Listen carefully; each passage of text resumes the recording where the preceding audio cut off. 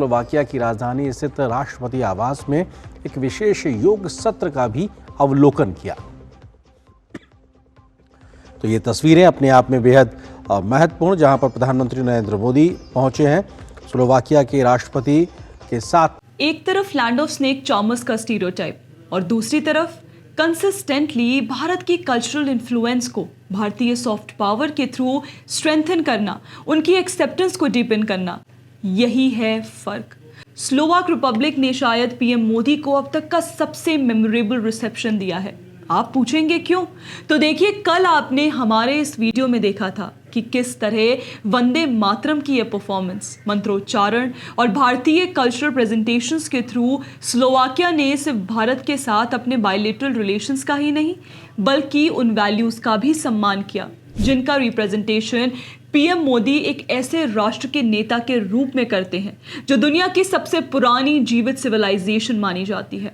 और अब स्लोवाकिया से ये कुछ और खास विजुअल सामने आए हैं। स्लोवाकियन राष्ट्रपति की उपस्थिति में स्कूल चिल्ड्रन ने पीएम मोदी के सम्मान में योगा डेमोन्स्ट्रेशन दिया। देखिए, ये सिग्निफिकेंट इसलिए भी है क्योंकि स्लोवाकिया ने इंटरनेशनल डे ऑफ योगा से सिर्फ कुछ ही दिन पहले योगा प्रेजेंटेशन दी है। प्रैक्टिकल टर्म्स में देखें तो उन्होंने इंटरनेशनल योगा डे सेलिब्रेशंस की एक मीनिंगफुल शुरुआत कर दी है। A global kickstart to the International Yoga Day celebrations। दोस्तों, ये अपने आप में बहुत स्पेशल जेस्चर है क्योंकि 21 जून को होने वाले इंटरनेशनल डे ऑफ योगा से पहले अभी भारत में भी इवेंट्स शुरू नहीं हुए हैं, लेकिन यूरोप का एक देश स्लोवाकिया स्कूल चिल्ड्रन के थ्रू योगा प्रेजेंट कर रहा है। मतलब 3 पीढ़ियां एक साथ, एक Slovak president and prime minister Modi की पीढ़ी, एक इन स्कूल चिल्ड्रन की योगा इंस्ट्रक्टर की पीढ़ी, एक स्कूल चिल्ड्रन की पीढ़ी। अरे वाह, generational percolation of India's ancient heritage. यही नहीं, इस वीडियो में आपको ग्लोबल डाइवर्सिटी के और इम्प्रिंट्स भी दिखेंगे। यही तो है ग्लोबल एक्सेप्टेंस। और इससे एक बहुत बड़ा मैसेज क्या है? ये सिर्फ योगा का डेमोन्स्ट्रेशन नहीं है बल्कि उस इनिशिएटिव की एक्सेप्टेंस है जिसे पीएम मोदी ने पावर में आते ही ग्लोबल स्टेज तक पहुंचाया था। पीएम मोदी ने भी इस पर रिएक्ट करते हुए कहा, ये देखकर बहुत अच्छा लगता है कि युवा योगा को अपना रहे हैं और अपनी सेहत और वेलबींग के लिए इसे एक ज़रूरी जरिया बना रहे हैं। वैसे पीएम का Slovakia visit innovation, energy, manufacturing, defence, cyber security, infrastructure projects, connectivity, investment links और डिजिटल टेक्नोलॉजी जैसे सेक्टर्स में कॉपरेशन को एक्सपैंड करने के लिए है। लेकिन पीपल टू पीपल लिंकेजेस को डीपन करने की कोशिश में योगा आज भारत की सबसे effective soft power binding forces में से एक बन चुका है। बायलैटरल रिलेशंस को स्ट्रेंथन करने के लिए योगा का इस्तेमाल करना ये रिफ्लेक्ट करता है कि स्लोवाक लीडरशिप भारतीय सिविलाइजेशन और उसमें योगा के इम्पोर्टेंस को कितनी गहराई से समझती है। लगभग 5000 साल पुरानी ये हेरिटेज, ये नॉलेज सिस्टम जो फिजिकल, मेंटल और स्पिरिचुअल वेलबींग का मार्ग दिखाता है, उसे भारत पीएम मोदी के लीडरशिप के अंडर ग्लोबल लेवल पर लेकर गया है। 2014 में पीएम मोदी के सेंटर में पावर में आते ही भारत इसको यूनाइटेड नेशंस तक लेकर गया। जब इंटरनेशनल डे ऑफ योगा का प्रपोजल रखा गया था तब 175 कंट्रीज ने उसका सपोर्ट किया था। ये सिर्फ डिप्लोमेटिक सक्सेस नहीं थी, ये भारतीय सिविलाइजेशन के एक प्राचीन विचार की ग्लोबल एक्सेप्टेंस थी।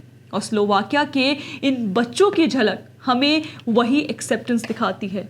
ये बहुत बड़ा मैसेज है। आज योगा सिर्फ सीरियस प्रैक्टिशनर्स या सेलेक्टेड ग्रुप्स तक सीमित नहीं है, ये यंगर जनरेशन्स तक भी पहुंच चुका है। और इसी एक्सेप्टेंस को देखकर कुछ लोगों को दिक्कत भी होती है।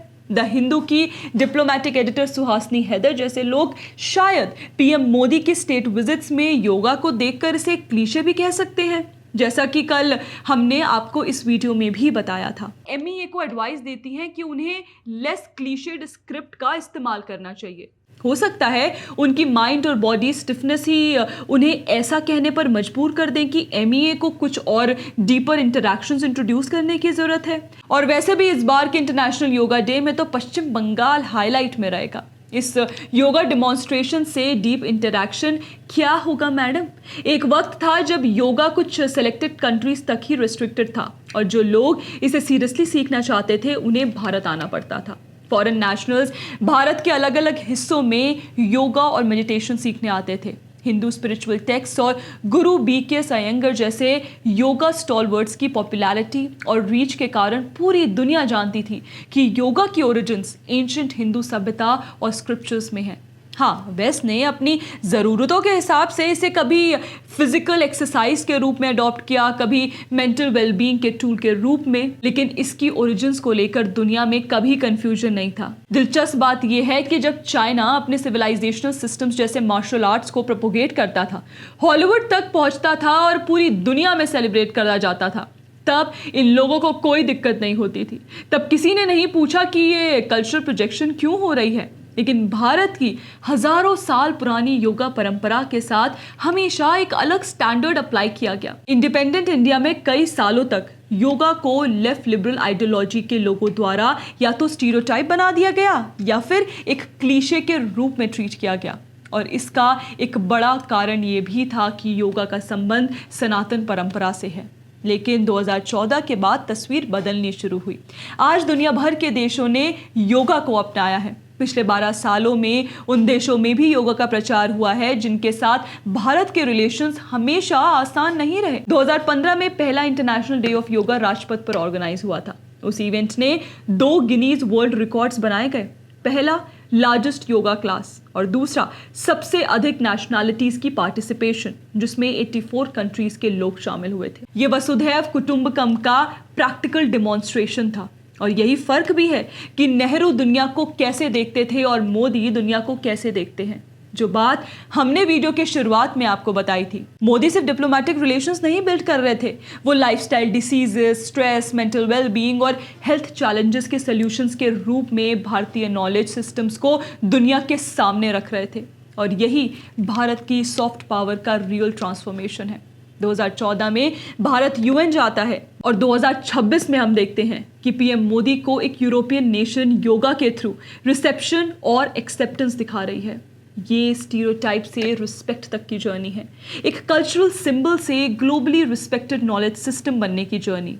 और अब आप ये मत सोचिए कि सुहासिनी जैसे सो कॉल्ड जर्नलिस्ट इस पर कुछ बोल नहीं पाएंगे। असल सवाल तो ये है कि जो जर्नलिस्ट MEA और डिप्लोमेसी कवर करते हैं, उन्हें पहले से ये पता क्यों नहीं था कि स्लोवाकिया इस तरह की प्रिपरेशन कर रहा है।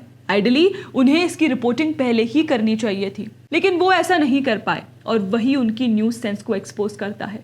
वो अपनी ही बीट को समझने में फेल हो रहे हैं। वो ये डॉक्यूमेंट करने में फेल रहे कि भारतीय सिविलाइजेशन के सिंबल्स किस तरह स्टीरियोटाइप से निकलकर ग्लोबल रिस्पेक्ट के सिंबल्स बन चुके हैं। क्योंकि अगर भारतीय सिविलाइजेशन को देखने का नजरिया 0 प्राइड और 100% लो सेल्फ एस्टीम वाला होगा, तो फिर दुनिया में हो रहे ये ट्रांसफॉर्मेशंस नजर ही नहीं आएंगे।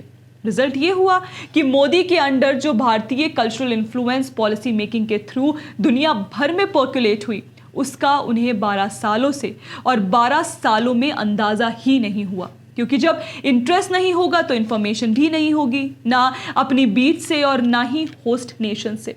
और जब इंफॉर्मेशन नहीं होगी तो होस्ट नेशंस को भारतीय कल्चर जैसे योगा, क्लासिकल परफॉर्मिंग आर्ट्स को देखकर वही रेस्टलेसनेस, पैसिव एग्रेशन, कटुता, मतलब नेशन के साथ मिलकर उस अचीवमेंट को सेलिब्रेट करना भी मुश्किल हो जाएगा। लो सेल्फ एस्टीम, जो ये देखकर भी रिवर्स नहीं होती कि एक यूरोपियन देश के बच्चे भारतीय संस्कृति के एक पहलू को कितने एंथुजियाज्म के साथ डिमॉन्स्ट्रेट कर रहे हैं before there guest Indian prime minister Narendra Modi. अभी तो योगा का उत्सव शुरू हुआ है। 21 जून को 12th international day of yoga पर फिर मिलते हैं, इस बार पश्चिम बंगाल में द पैम्फलेट परिवार के साथ। धन्यवाद दोस्तों।